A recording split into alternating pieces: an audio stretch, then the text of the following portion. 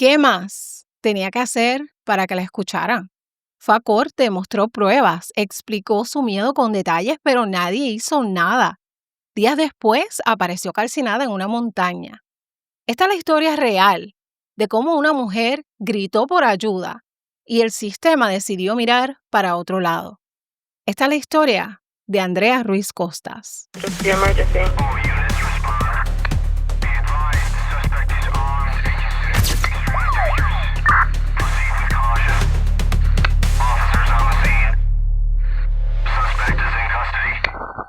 Hola mi gente, bienvenidos a su canal Delitos de Sangre. Yo soy Magali, gracias por estar conmigo durante este nuevo episodio. ¿Qué más? ¿Cuántas veces más lo tengo que decir? Suscríbete al canal, sé parte de esta familia, compárteme, dale un like, un comentario para que esta historia de Delitos de Sangre llegue a donde más personas. 35 años antes de que su nombre apareciera en titulares y pancartas, Andrea Cristina Ruiz Costas era simplemente Andrea. Una mujer joven nacida en la ciudad señorial de Ponce, Puerto Rico. Era la hija menor de Olga y Alfonso y la hermana menor de Alexandra, con quien compartía una complicidad entrañable. Desde pequeña, Andrea fue una niña alegre, dulce, sensible, con una sonrisa que iluminaba cualquier habitación. Creció rodeada de amor. Su familia era su ancla. Llamaba a su mamá todos los días sin falta. Cuando digo todos los días, mi gente, es literal. Aunque estuviera cansada, aunque tuviera solo un minuto, marcaba para decir, estoy bien, mami. Eso te dice mucho de la clase de persona que era Andrea.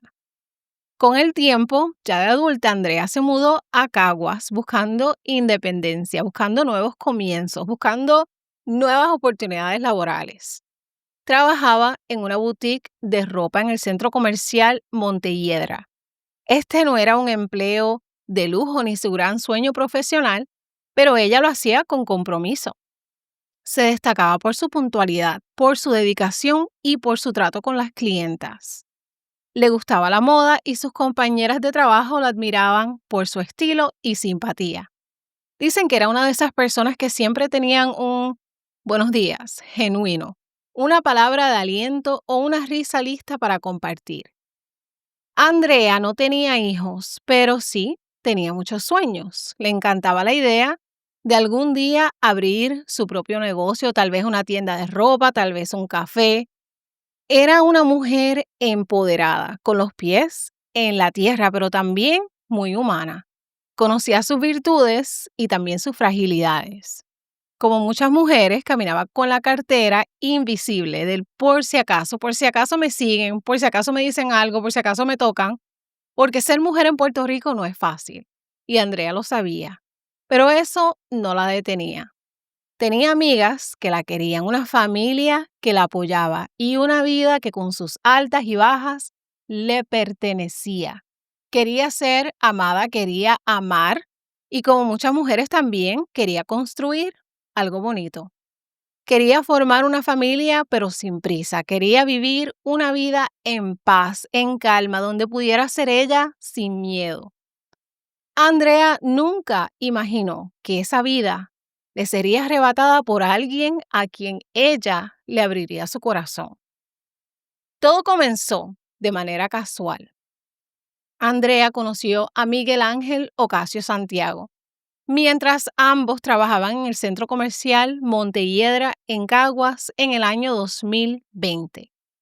Él era guardia de seguridad y, según cuentan, siempre se mostraba servicial, caballeroso, alguien aparentemente confiable.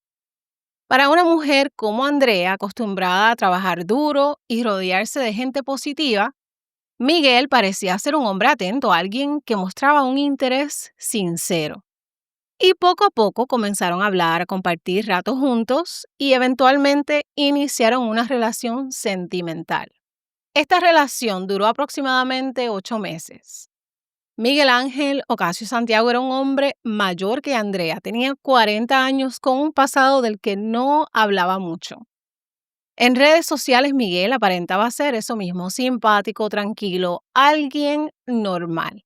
Y al principio así mismo se mostró con Andrea. Era atento, cariñoso, de esos que saben decir lo que uno quiere oír. Y sabemos lo que dicen cuando algo suena demasiado bueno para ser verdad. Y como tantas historias, al principio todo fue una ilusión, que si la compañía, los mensajes bonitos, los detalles. Pero pronto esa fachada comenzó a desmoronarse. Andrea, con su intuición aguda, empezó a notar actitudes en Miguel que a ella no le gustaban. Miguel era celoso, quería controlarla y se la pasaba de mal humor sin razón alguna. Hacía comentarios pasivo-agresivos, preguntas que le incomodaban a Andrea, preguntándole con quién hablaba y mostraba actitudes posesivas.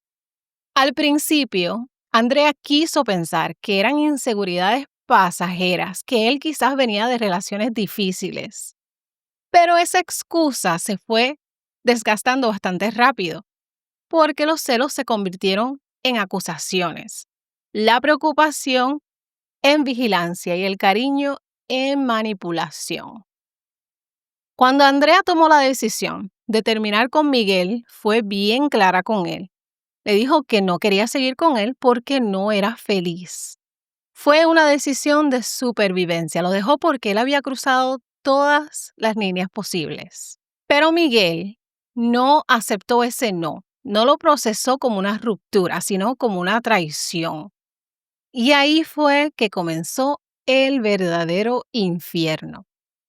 Miguel se convirtió en un acosador y un hostigador. Empezó a rondarla por el trabajo, a aparecerse sin avisar, a llamarla constantemente, a enviarle mensajes insistentes rogando por una segunda oportunidad que se convertían en amenazas cuando Andrea no le respondía. Andrea se lo comentó varias veces a su círculo cercano. Le decía a sus amigas que Miguel no la dejaba en paz, que sentía miedo y que incluso lo había visto merodeando cerca de su casa, que también a veces lo encontraba en la gasolinera cerca de su casa, como si él supiera exactamente a qué hora ella salía y a qué hora ella llegaba. Miguel estaba en todas partes y eso comenzó a afectarla emocionalmente, vivía en alerta constante. Pero mi gente, lo más aterrador estaba por venir.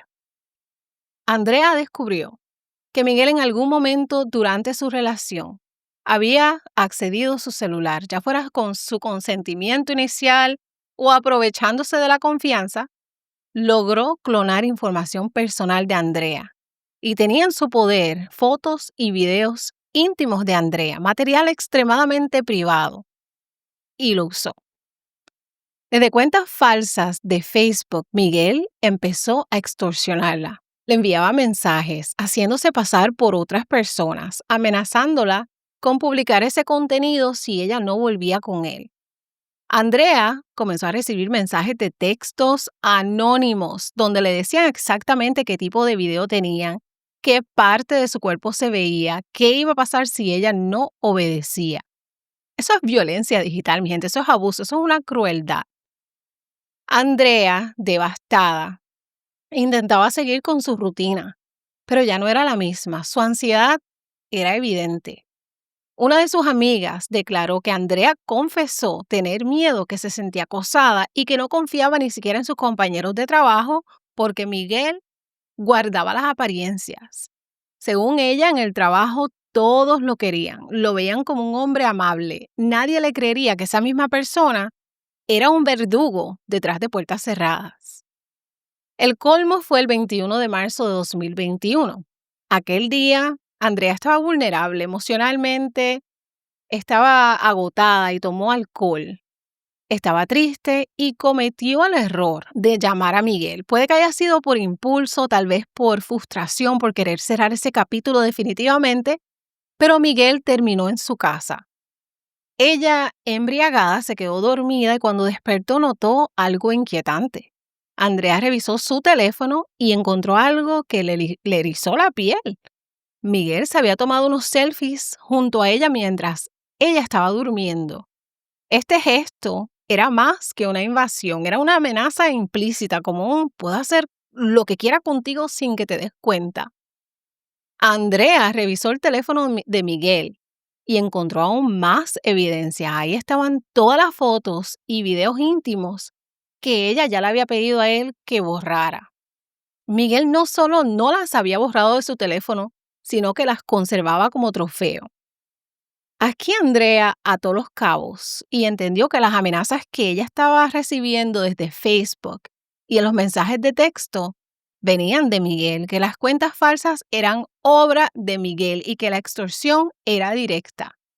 Y ahí, en ese momento, Andrea supo que ella tenía que buscar ayuda. Ya no era una intuición, era una certeza. Este hombre estaba enfermo. Si no hago algo, me va a hacer daño.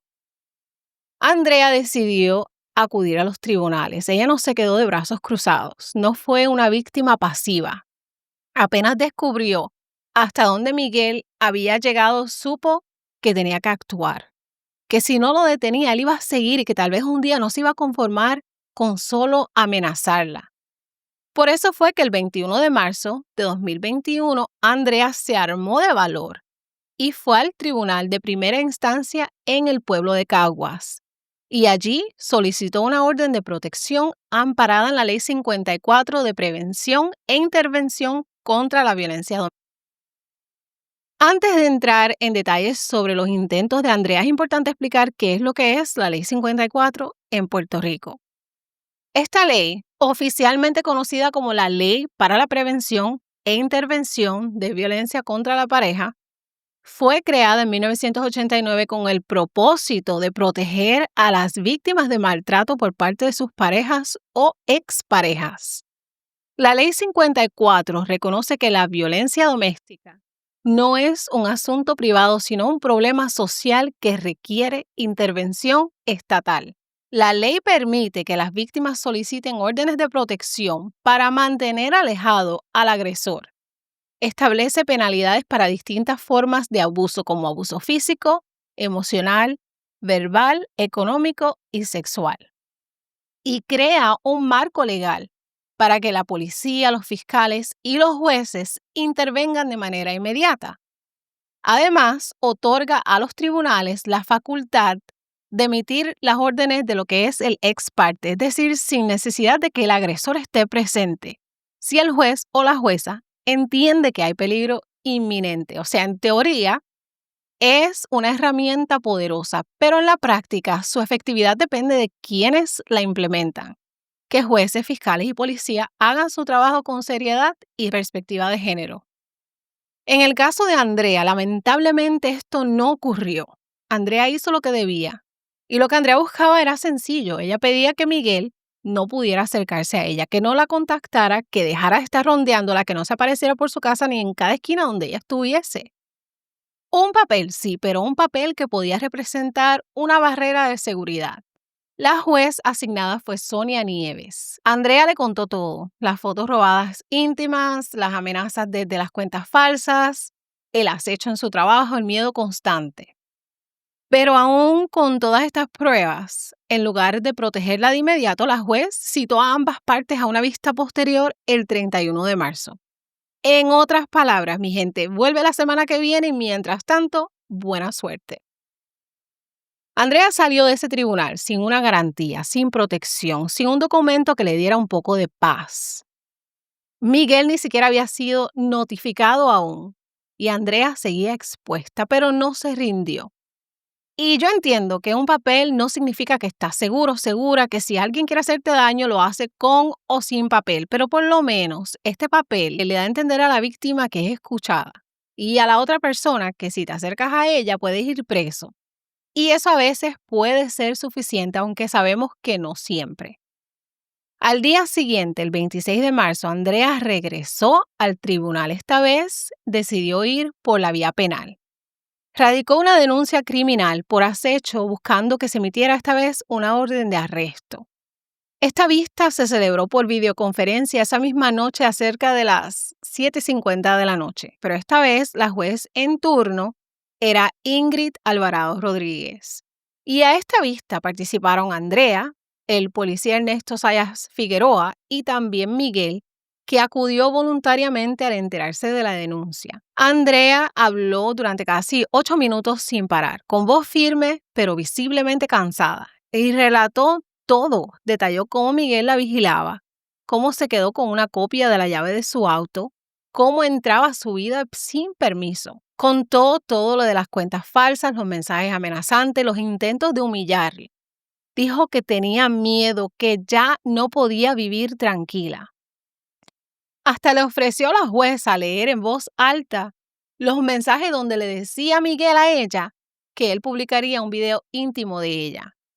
Pero la jueza no mostró interés, no pidió ver pruebas y no preguntó nada más. Lo que sí hizo fue cuestionar el horario. Preguntó por qué estaban viendo ese caso tan tarde en la noche. Parecía estar más molesta por la hora que por la urgencia del caso. Y luego, apenas de 12 minutos, la juez Alvarado sentenció no causa. No encontró causa justa para imponer una orden de arresto contra Miguel. Asimismo como lo oyen, mi gente. Aunque la ley 54 de violencia en Puerto Rico está ahí para proteger a las víctimas, ese día a Andrea la dejaron desprotegida. Cuando Andrea fue al tribunal en abril de 2021, ella no fue a llorar ni a pedir compasión. Fue a invocar su derecho, una ley que se supone que proteja, que se hizo para atender con urgencia el maltrato. Una ley que establece que una mujer no necesita ser golpeada para estar en peligro. El acoso, la intimidación, el control, las amenazas, todo esto está en la ley. Entonces, ¿de qué sirve una ley si quienes están a cargo de ejecutarla no la entienden o simplemente deciden ignorarla? Andrea explicó claramente todo lo que este hombre le hacía y aún así, el tribunal mismo, el mismo que debía aplicar esa ley con firmeza, le dio la espalda. No porque la ley no existe, sino porque no la quisieron usar. Andrea literalmente terminó sin la orden que pudo haberle salvado la vida. La juez simplemente desestimó la petición como si nada, como si ella estuviera exagerando, como si su palabra, su miedo, su evidencia no valieran nada. Y otra vez, Andrea se fue con las manos vacías. Pero ahora era peor, porque Miguel ahora había estado presente y había escuchado todo lo que Andrea había dicho sobre él. Ya no era solo una sospecha, sabía que ella lo estaba denunciando. Y aún así salió por su propio pie, libre. Andrea apagó esa computadora derrotada y le envió mensaje de voz a su amiga contando lo que pasó. Esta vez su tono era otro, ya no era el de una mujer indignada, sino el de una mujer resignada. Pero todavía quedaba una tercera oportunidad, la vista del 31 de marzo por la orden de protección. Y a esta vista Andrea fue, pero no continuó con el proceso, tiró la toalla. Le dijo al tribunal que no seguiría con la petición. ¿Y por qué? Porque ya no creía, no confiaba, porque se sentía sola. Porque como dijo en uno de sus audios, todas las puertas se me cerraron. Andrea lo intentó 3 veces y 3 veces el sistema le dio la espalda. Pasaron unas semanas y el 27 de abril de 2021 Andrea no fue a trabajar, no contestó mensajes y no llamó a su mamá. Para alguien tan responsable y tan unida con su familia, eso era rarísimo. Inmediatamente su familia y sus amistades supieron que algo andaba mal. Y aquí comenzó la búsqueda. Se notificó a la policía y se activaron alertas. Su círculo más cercano sabía a quién mirar primero. Mi gente, ya ustedes saben, a Miguel. Andrea había dicho varias veces que temía por su vida, que si algo le pasaba buscaran a ese hombre. Cuando Andrea desapareció, su familia fue la primera en levantar la voz. Su madre, Olga Esther Costa Rodríguez, y su padre, Alfonso Ruiz Pérez, lo dieron todo para buscarla.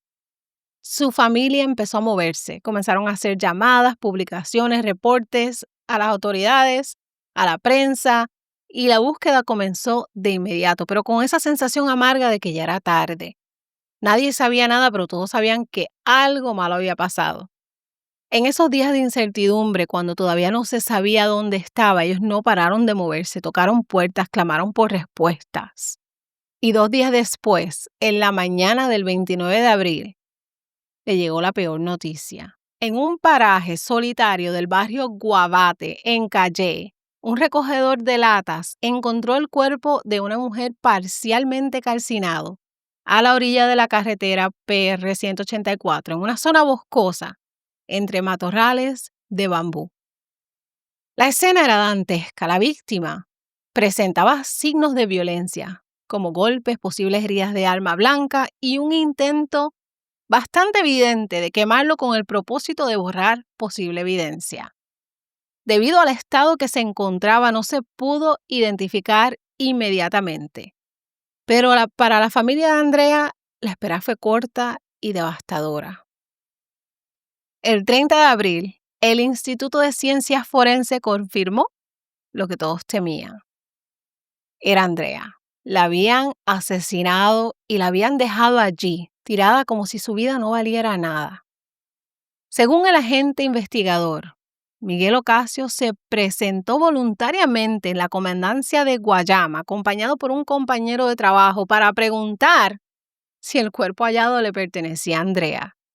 Y en ese momento el oficial Córdoba notó que Miguel tenía golpes y arañazos que aparentaban ser recientes en sus manos, sus brazos y su torso, lo cual levantó o reforzó sospechas.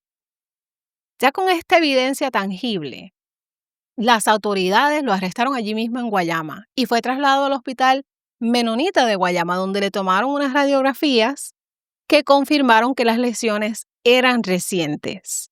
Mató solo un mes después de que pidiera ayuda en el tribunal y no se la dieran. Andrea denunció ser víctima de un patrón de acoso y amenazas de parte de su exnovio, pero la jueza no encontró méritos para arrestarlo. Un día antes, otra jueza le había negado una orden de protección.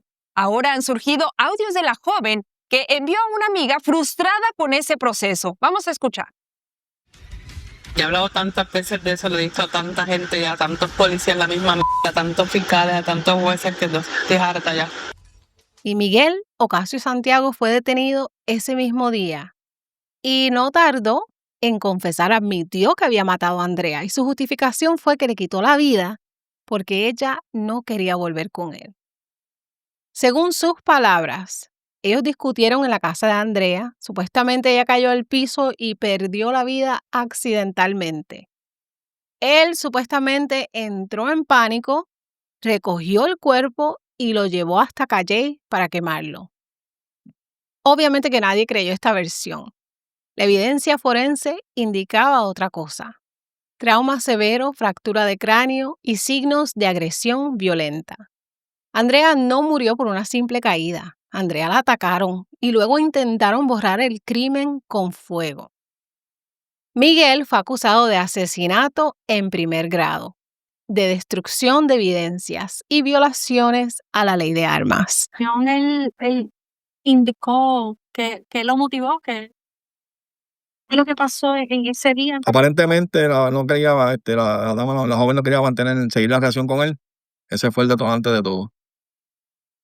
¿Confesó si hubo participación de alguna otra persona en este proceso? Fue ingresado en prisión preventiva y luego llevado a la cárcel regional de Bayamón en detención preventiva al no poder pagar la fianza de $1.1 millones.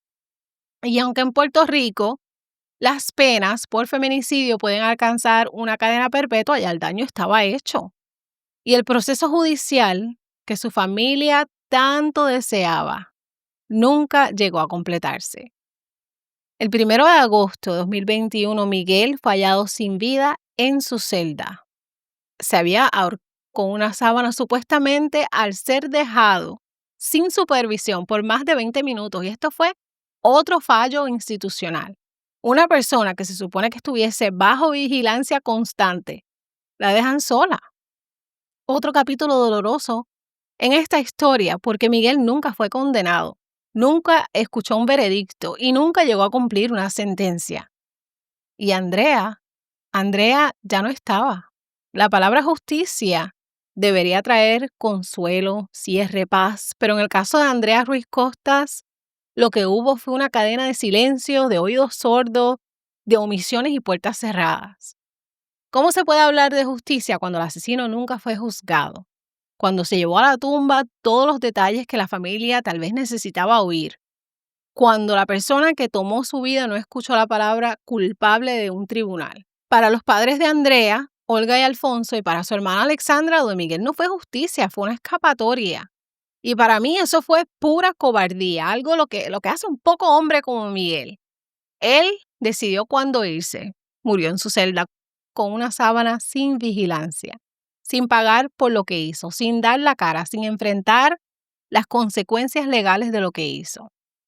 Y Andrea, ella no tuvo lección, sino que fue silenciada. Y las preguntas que no se respondieron, como por qué lo hizo, si planeó el crimen con antelación, qué sintió él cuando Andrea le suplicaba o si estaba arrepentido, pero nada de eso se dijo en corte. Y la familia lo dijo públicamente, su muerte no les trajo consuelo, no les dio respuestas, no les devolvió a Andrea. Alexandra expresó que querían verlos responder ante la sociedad. Querían escuchar su condena y verlo cumplirla. Porque eso era lo mínimo que Andrea merecía, al menos una sentencia formal, no un suicidio en la sombra. Y más, mucho más allá de Miguel, quedaba el sistema. Un sistema que Andrea enfrentó con pruebas en la mano y el miedo en el rostro, un sistema que le falló. Un sistema que solo reaccionó cuando ya era demasiado tarde. Y esa es la herida más grande, la que no sana, porque cuando una mujer denuncia y no le escuchan, el mensaje que queda es claro y devastador. No importa lo que hagas, mijita, nadie te va a proteger. Y por eso lo que vino después no solo fue indignación, sino que fue furia colectiva. El asesinato de Andrea no pasó desapercibido, sino que fue la gota que derramó el vaso. Porque Puerto Rico llevaba años viviendo una crisis silenciosa de violencia de género. Pero la historia de Andrea, junto a la de Keishla Rodríguez Ortiz, asesinada en la misma semana por el boxeador Félix Verdejo, encendió una llama que ya no se podía apagar. El 2 de mayo de 2021, cientos de personas salieron a las calles. Se congregaron en el puente Teodoro Moscoso en San Juan en un acto de duelo y protesta. Se escuchaban consignas como ni una menos ni una más. O el Estado falló a Andrea, nos están matando. Se levantaron con carteles, pancartas, rostros con lágrimas y rabia. Era un duelo colectivo, una catarsis nacional. Lo que más caló en el corazón del pueblo fue que Andrea lo hizo todo bien. Y sé que lo sigo repitiendo, pero ella pidió ayuda 3 veces, mostró evidencia, narró su miedo y aún así murió sola y sin protección. Eso llora ante los ojos de Dios, mi gente, y eso hizo que muchas personas, incluso aquellas que antes no entendían del todo la lucha feminista, se sintieran tocadas. Porque Andrea pudo ser cualquier hermana, cualquier hija, cualquier amiga. Por encima de preocupaciones sobre confidencialidad. ¿Por qué? Porque lo que motiva a las víctimas a buscar ayuda es liberarse de su agresor y punto. El mensaje que se pudo haber enviado por la ruta de la transparencia debió haber sido a esos oídos que van a escuchar sus ruegos y no se hizo. Recordemos que Andrea ya falleció y que su familia autorizó y solicitó su publicación, es decir, la confidencialidad para todas las futuras víctimas que estén vivas y que la deseen invocar siempre está disponible y garantizada porque eso no cambió. Si algo reveló este caso, es que esos oídos deben ser atentos, empáticos y tener un mínimo grado de incisividad. Estoy seguro que las futuras víctimas de violencia de género favorecerían la publicación de los audios de Andrea en favor de la transparencia, nada más por el mensaje que eso enviaría a los jueces que en el futuro escucharán sus relatos. Ellos tuvieron la oportunidad de proteger a Andrea y no lo hicieron. Ahora, ¿a quién protegen? Contéstense la pregunta. ¿A quién se protegen ellos mismos? Se autoprotegen. Que sean más empáticas, que sean más misericordiosos, porque uno no está allí porque quiere, sino porque necesita. Y no porque la traten ahora como si... En redes sociales se viralizó un audio y era la voz de Andrea enviado un mensaje a una amiga diciendo: estoy bien decepcionada, que sea lo que Dios quiera. Escuchar su voz humana resignada fue como un puño para el pecho de todos en el país. Ya no era solo una víctima más, era una mujer real que pidió ayuda y la ignoraron. Ahora han surgido audios de la joven que envió a una amiga frustrada con ese proceso. Vamos a escuchar. Ya he hablado tantas veces de eso, lo he dicho a tanta gente, ya a tantos policías, la misma a tantos fiscales, a tantos jueces que estoy harta ya. Andrea Ruiz Costas ya no está.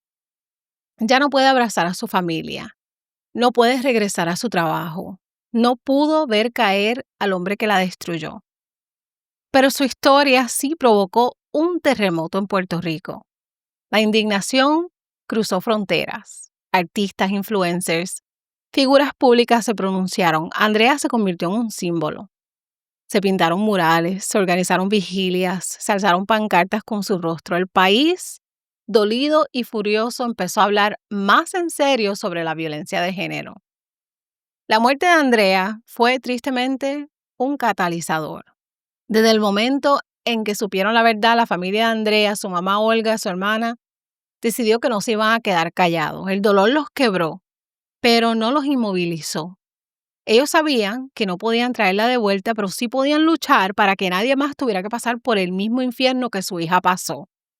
En medio del luto agradecieron al pueblo por el apoyo masivo, pero también levantaron la voz. Querían respuestas, querían justicia y sobre todo querían transparencia. Y fue así como se unieron a organizaciones de periodistas y activistas para solicitar al Tribunal Supremo de Puerto Rico que se hicieran públicas las grabaciones de las vistas judiciales en las que Andrea pidió ayuda. Y la idea era simple, que el país escuchara con sus propios oídos cómo fue tratada Andrea por las juezas que no la protegieron. Pero el Supremo dijo que no. Negó la petición amparándose en la confidencialidad de los procesos de la Ley 54. La ironía, Andrea ya no estaba viva para ser protegida de su familia. Las únicas personas con derecho real a decidir sobre su voz pedía justamente lo contrario, que se escuchara, que se supiera todo. Aún así, la familia no se detuvo. Se manifestaron frente al Tribunal Supremo con pancartas y retratos de Andrea. Exigieron cambios, exigieron responsabilidad. 7:50 de la noche se llama el asunto. Bajo el 54.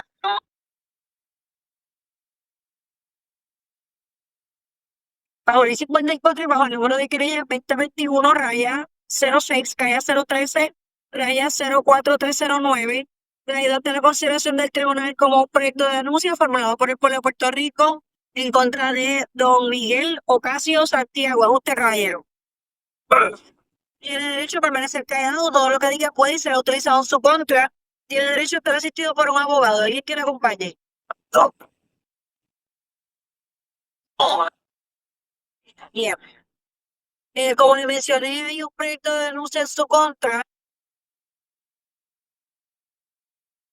cual versa sobre unos hechos del día 24 de marzo, agente.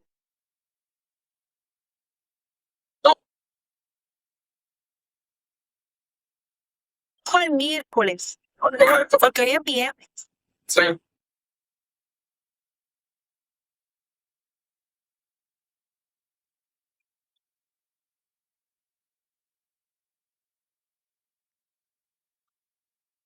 Sobre el día de ayer al tribunal o durante el día de hoy al tribunal y presentarlo conforme.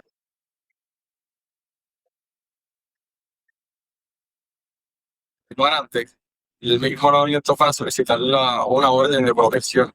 En el día de ayer ella estaba en el tribunal de Cabo solicitando una orden de protección. ¿Ella tiene orden de protección? No le entregaron la orden de protección, pero sí se le dio una cita para que ambos comparecieran en una fecha en específico. Por la fecha.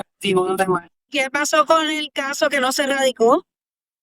Conozco, por lo menos la dama vino en el día de hoy a contarme los hechos y yo consulté con la fiscalía y me notificaron para radicar el caso. ¿Y por qué lo radicaron a esta hora en turno? Porque la dama llegó como a las 3:30 de la tarde, casi 4 de la tarde, como a las 3:30. Vino a abrir a la fiscalía a consultar y llegó hasta ahora.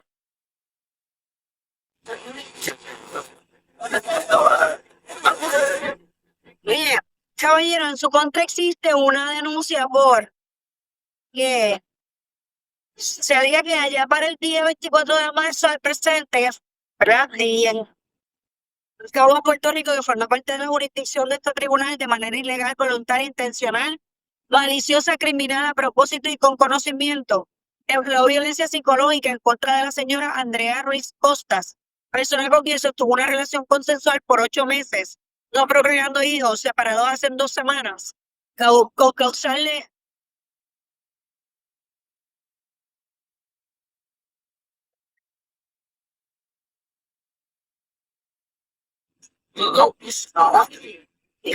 grave daño emocional. Consistente y que en múltiples ocasiones ha maltratado emocionalmente a esta dama mediante acoso y persecución en su trabajo y residencia. En adición, tomó el celular de la víctima fotos íntimas de la galería para luego amenazar con publicar fotos y videos de contenido sexual de la víctima, sintiéndose la referida víctima emocionalmente afectada, violando el artículo 3.1 de la Ley 54.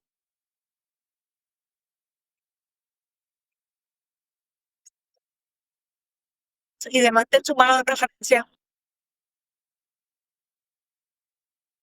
Vamos a afirmar decir, usted no, caballero. Vamos a afirmar decir la verdad de lo que se les pregunte.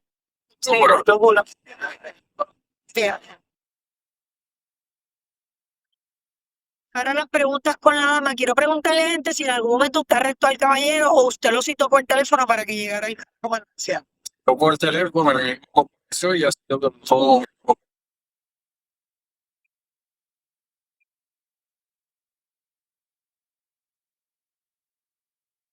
Tuve una relación con este caballero por 2 meses antes de que nos hiciéramos novios. Ya yo no tengo una hits de que cuando yo no lo quería ver, él pasaba por mi casa, por eso no prueba de veces si yo estaba en el balcón, él salía de trabajar antes de la tarde, yo salía a las 8 y todos los días estaba en la misma bomba bebiendo. Cuando nuestra antes yo ver cómo estaba saliendo, yo no había visto en esa bomba. Pues pasé esos detallitos por altos y siempre comencé a tener una relación de pareja con el caballero. Entonces, culminamos la relación por un motivo. El caballero nunca dejó de textearme, de llamar, que quiere volver conmigo. Yo le decía que no. En el trabajo por la noche cuando sale, seguida esperándome la cena de ir en un contacio del mall, me pita, me dice que necesita hablar conmigo. Hubo un tiempo en que se quedó con una llave mía que no me la quería entregar. Y mientras yo estaba en mis turnos, afilaba la alarma de mi guagua y iba personalmente a decirme que mi guagua estaba sonando. Cuando yo salí para pagarle, caminaba conmigo por el mall cuando yo le decía que por favor se alejara y que no tenía nada que ver con él. Hubo una noche en mi cuenta la semana pasada que yo salí con una amiga y ella me amiga por teléfono porque no deja de llamarla, de parar en su trabajo tampoco, trabajamos todos en el mismo lugar. Se nos da a gozar de llamarla, mandarle teléfono, otra amiga nos de los kioscos, sigue haciendo lo mismo. Y cuando llegó el otro día a mi casa, mi vecino me dice, Andrea, como guagua, no le sonó, y me estuvo raro porque si eso no nunca sonó aquí los años de pandemia, ni la que fue pandemia, ni nada. Y yo le digo, ¿por cuánto tiempo sonó la alarma? Porque si tú no la desactivas, suena hasta casi de la botarse la batería. No, a los 3 o 4 minutos dejó de sonar. Lo que fuiste, la alarma sonó, y con los 3 o 4 minutos dejó de sonar. Con los 15 minutos que yo voy medio de mi casa, llamó el teléfono de mi amiga. Bueno, y entonces, como yo sé que él tiene la llave porque no me la quiere entregar, voy a cambiar mis cerraduras y mis beepers al programarlo, porque en verdad son todo peligro. El señor del lugar me dice, ¿cuántas llaves hay de tu guagua? Yo le digo, pues nada, te tiraba mensaje a la mía y me dice, pero es que tu guagua no lo pude hacer sin llaves. Y yo, vamos a hacer, y me dice, pues tu llave está en tu guagua, ¿no? Cuando verificamos las llaves estaban como debajo de la escoba, cuando el fondo de mi guagua había verificado todo y la llave no estaba. Y incluso con esa llave estaba otra llave de otro novio mío que yo tengo en Ponce. Estaban las 2 llaves y él me dice, lo que a mí me está escando es que tu guagua siempre haya cerrado, porque cuando el piso está dentro, tú no puedes separar la guagua. Esa noche antes, esa noche que yo fui, la noche anterior, yo estaba en casa después de que mi vecino me dice eso, mi carro comienza a ladrar y mi carro pasó solamente dos mangas allá y me empezó a ladrar más bajito, más bajito, más bajito. Y estaba haciendo eso. Yo por susto, no salgo, yo no voy a contar las ventanas cerradas porque en varias ocasiones él llegó a pasar cuando no éramos nada que yo me perseguía por los lugares donde yo estaba, si yo salía con amistades, llegaba a mi casa los 2 minutos que mis amistades estaban seguidas y me tocaba las ventanas. Pero ¿qué hacía? Estaba cerca de mi casa, viendo que mis amistades se fueran para entonces llegar. Pues entonces, esa noche, él tuvo que haber puesto mis llaves en mi guagua porque al otro día cuando llegó al trabajo, él mismo sale a decirme, yo no tengo la llave, pero si tú quieres, yo te la pago. Yo le dije, no me interesa, ¿sabes por qué? Porque tú me estás diciendo eso, porque cuando sabes que ya yo dejo la llave porque tú la pusiste ahí en mi guagua, por eso después de una semana te está ofreciendo pagarme la llave y decirme que no la tienes, porque ya tú sabes que yo la tengo porque tú la pusiste. Luego de eso, él me enseñó unos mensajes de mensajería en el Facebook de supuestamente una cuenta falsa que le está mandando unos mensajes a él. No sé si yo se los pueda llegar a leer, en los cuales amenazan con publicar una fotos mías y un texto y un video masturbándome. Y la única persona que viví en esta vida donde yo tenía que me tomaron un video masturbándome es él, porque teníamos una relación, pues, que yo confiaba, era casi un año, era bastante saludable y bueno, dejé que eso pasara, el video es de él. Si en algún momento de ese video él lo iba a subir, no sé qué es porque más nadie tiene ese video. Cuando le digo a él que por favor borre todas las fotos y videos sexuales que tiene mío, se negó, me dijo que no, yo le dije por qué no, y él me dice por qué no.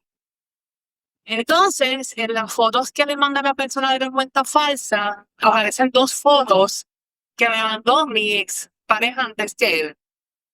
La fecha dice 14 de marzo, pero ese es el día que a mí me llega la foto a mi teléfono. Pero ya lo tengo, porque se lo pregunté a mí que me mandara la fecha de las fotos de cuando las tenía y dice en 2019. En la fotografía se ven distorsionadas como cuando uno coge el celular y toma la foto desde otra pantalla de otro celular. O cuando uno toma una foto en una pantalla de una computadora que sale distorsionada. Si son las fotos, no es que alguien la tuvo, le dio screenshot, le dio forward que le llegaba. Le digo a él que le tome screenshot de esas conversaciones y que me las mande porque yo averiguo quién era la persona. Pues él lo hizo. En esas conversaciones me percato que hay un error. Son 2 personas hablando, pero es que él creó una cuenta falsa. Estaba conversando con él mismo, saliendo una cuenta entrando otra, porque no eran renglones, porque usted sabe que por colores tú sabes quién está hablando. El recuadro blanco de una persona, el recuadro violento de otra. Pues el recuadro blanco en todo momento de las conversaciones de la persona que supuestamente le manda las cosas. Y él comete el error al cambiar de cuentas que escribe en la parte donde le toca el escribir. Y él no se dio cuenta de eso.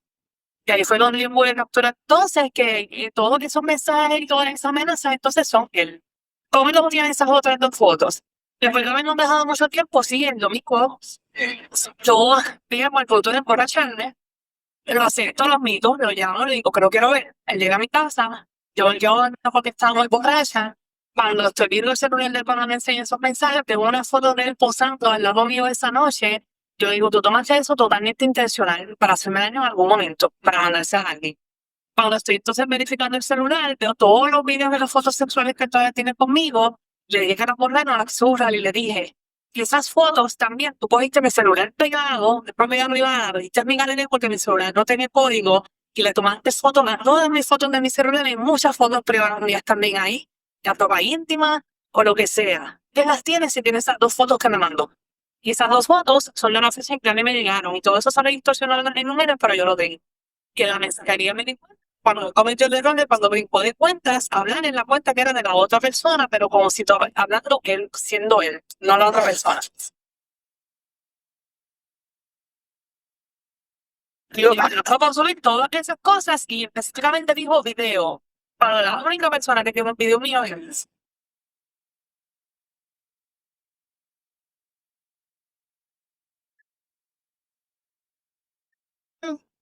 que le hice cuando yo salgo de trabajar y después me espera afuera. Y nada, lo de que sé qué pasa por mi casa, tengo un vecino que me ha dicho que no ha visto pasar, que incluso en la noche que él pasó de la llave, me dijo, yo vi el carro de él, mucho rato estacionado afuera porque mi vecino sale a fumar. Y yo vi su carro mucho rato afuera, incluso el productor, el carro que tiene más nene. Y yo le digo, no, pues supone que él no lo use y yo he visto el carro de par. Entonces el vecino se dio cuenta, no me que lo vi estacionado mientras él vive en mi casa, que el carro no tenía más nene, no sé.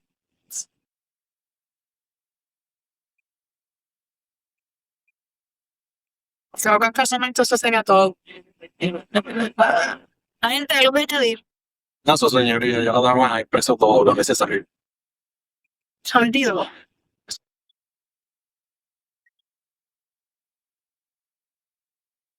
Miento. Eso sería todo por mi parte. Que tengan buenas noches. Alexandra, su hermana, se convirtió en la voz visible del reclamo. Participó en foros, en entrevistas y protestas. Con una mezcla de dolor y dignidad repetía lo mismo. Andrea hizo todo bien. ¿Qué más tenía que hacer para ser protegida? Alexandra dijo algo que se quedó grabado. y no fue mi hermana quien falló, fue el sistema. También cuestionó por qué ninguna agencia estatal se había acercado formalmente a la familia para reconocer las fallas, para pedirles perdón, para presentar un plan de acción. Nadie, ni un solo funcionario público. Eso para ellos fue un segundo abandono. Aún así, ellos no se pararon para nada. Llevaron su reclamo incluso hasta instancias federales. Querían que se reconociera el derecho del pueblo a saber cómo actúan los jueces en casos de violencia de género. Y aunque no lo lograron, que se publicaran estas grabaciones, dejaron sembrada la conversación. Y mientras tanto, siguieron apoyando iniciativas de educación, reformas legales, campañas de concienciación.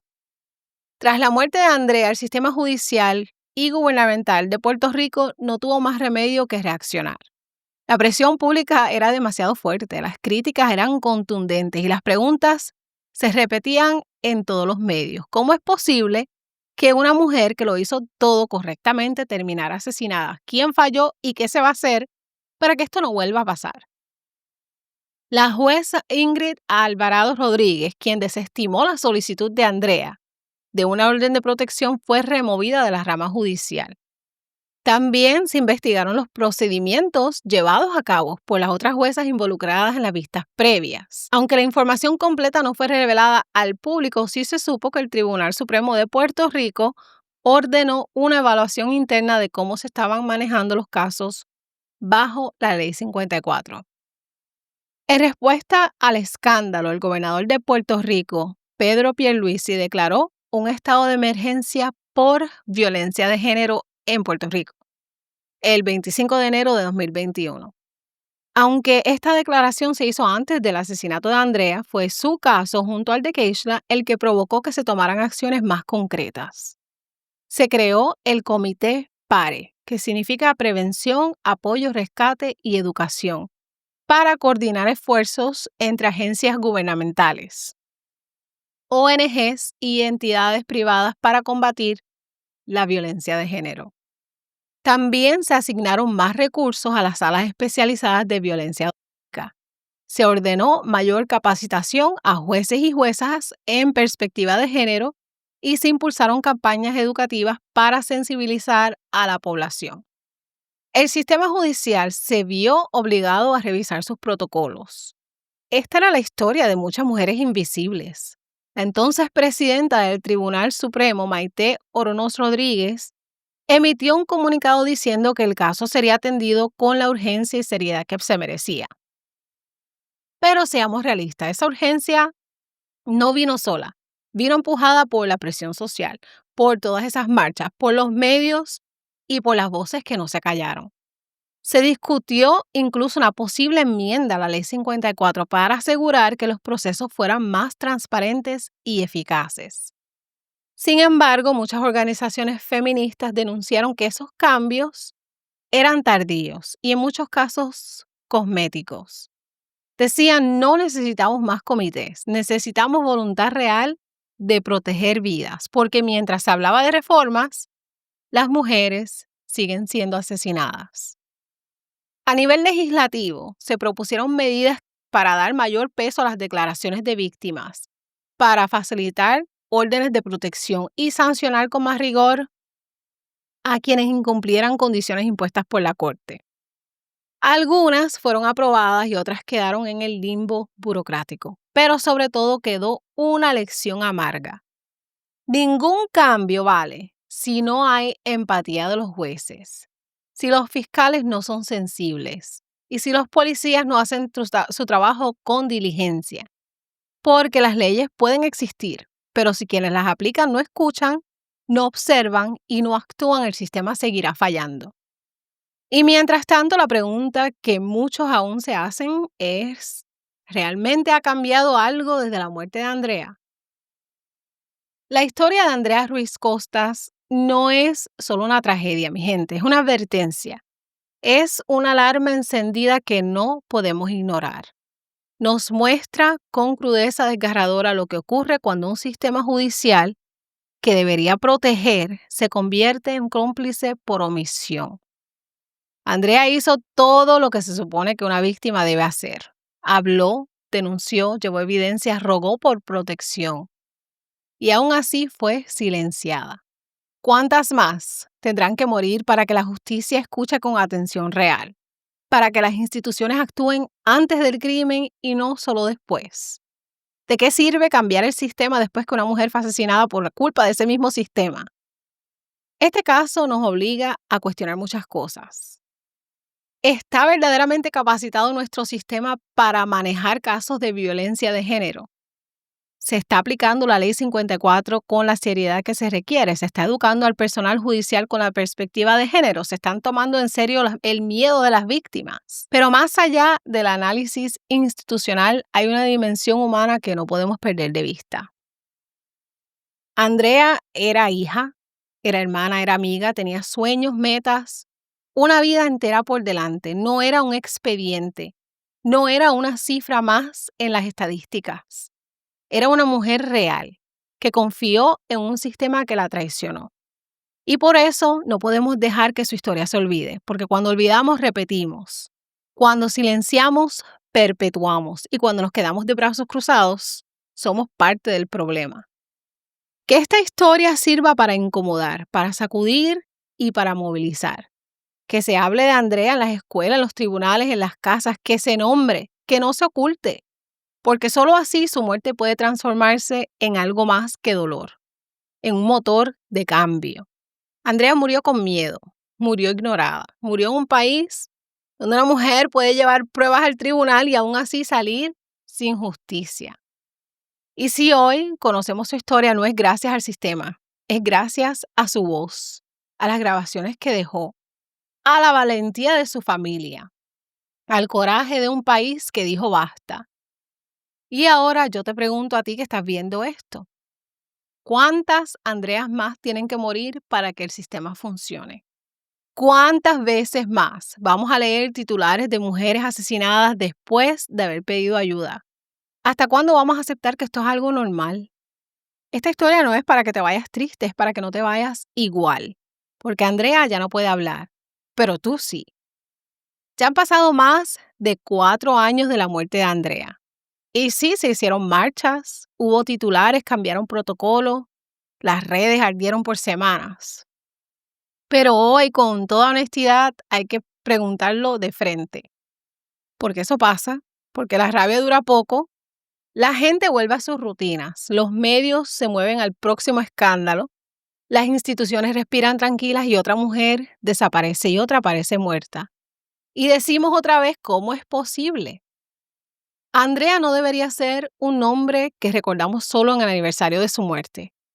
Andrea es una advertencia viva, una historia que nos dice lo que pasa cuando el sistema nos ignora, cuando el machismo mata y cuando la burocracia es más fuerte que el miedo de una mujer. La memoria es frágil, pero el dolor no debería tener fecha de expiración. Y si tú llegaste aquí viendo este video, escuchando esta historia, no permitas que se olvide. Porque si el pueblo se olvida de Andrea, estamos condenando a la próxima a morir. Y si su historia te tocó, compártela. Haz ruido, exige, porque si callamos, ellas mueren en vano. Y miren, esto lo tengo que decir, porque hay que dejar de callarlo. Mujeres, abran los ojos. Este tipo, Miguel Ocasio, no era ningún galán. No era un hombre exitoso, no era un tipo con visión ni con metas. Y cuando uno lo ve en una foto, no se pregunte cómo es que estaba soltero con 40 años si era tan bueno como él se pintaba.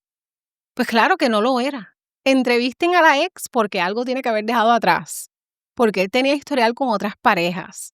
Y en entrevistas algunas personas cercanas al caso mencionaron que ya había mostrado patrones de control y de violencia en otras relaciones.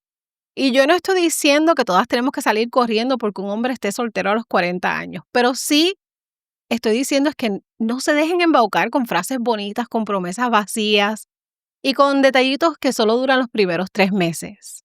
Dense tiempo, obsérvenlo, miren cómo reacciona cuando le dices que no, qué tan rápido se enoja, qué tan seguido te quiere chequear el celular, en las redes o cuestiona con quién andas.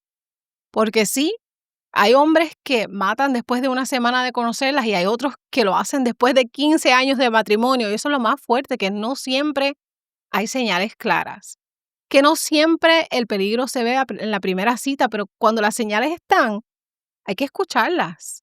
Y si ves que un hombre no tiene rumbo, que te controla, que te desanima, que no aporta nada a tu paz, salte de ahí, porque eso no es amor, eso es una trampa. Y si tú, que me estás escuchando, conoces a alguien en peligro, no mires hacia el otro lado, no minimices, no dudes, cree, acompaña, apoya, porque la diferencia entre la vida y la muerte muchas veces está en quien escucha y en quien decide actuar. Y si tú eres esa persona que está sufriendo en silencio, con miedo, con el alma rota, no estás sola. Tu vida vale, tu voz importa y mereces vivir sin miedo. Y he visto últimamente, mi gente, que la cosa está tan mala, tantas mujeres están siendo desvividas por sus parejas. ¿Qué es lo que está pasando? Y esta, mi gente, fue la triste historia de Andrea Ruiz Costas. Y lamento decirles, mi gente, que la canción Andrea de Bad Bunny no fue escrita por Andrea Ruiz Costas, fue por otra Andrea. Ese tema fue inspirado en Andrea Ruiz. El caso. No, No, ok. no. Y en verdad no sé cómo sentirme. Yo veía a la gente en las redes, vi que se fue viral, yo vi que salió hasta en las noticias y yo, Porque una nena como. Para los que no saben, déjame brindar un poquito de contexto. Hubo un caso el año pasado de violencia doméstica que cobró un montón de prensa porque fue una tragedia de esta chica, Andrea Ruiz, creo que es su apellido, que buscó protección en el tribunal y el sistema no le proveyó protección y terminó siendo asesinada. Una tragedia hija de puta. yo en verdad, en parte me gusta la idea de que la gente coja las canciones Las reinterpreten, eso está cool. y le dé su sentido y le dé, pero a veces es un poquito peligroso la manera en que lo hacen con tanta seguridad. Porque si tú escuchas la canción, trata de una persona que afortunadamente está viva todavía. Ujú. Como que la Andrea de la canción está viva y con ganas de crecer, de ser libre, de soñar, de que la respeten, de que la comprendan. Pero al mismo tiempo está cool que la gente le dé su sentido y le dé su significado de la manera que ellos piensen. Gracias, Daniel, por pedirme que trajera la historia de Andrea y gracias a todos por acompañarme durante este episodio. Hagan bien sin mirar a quién. Nos vemos en el próximo video. Delitos de Sangre. Bye.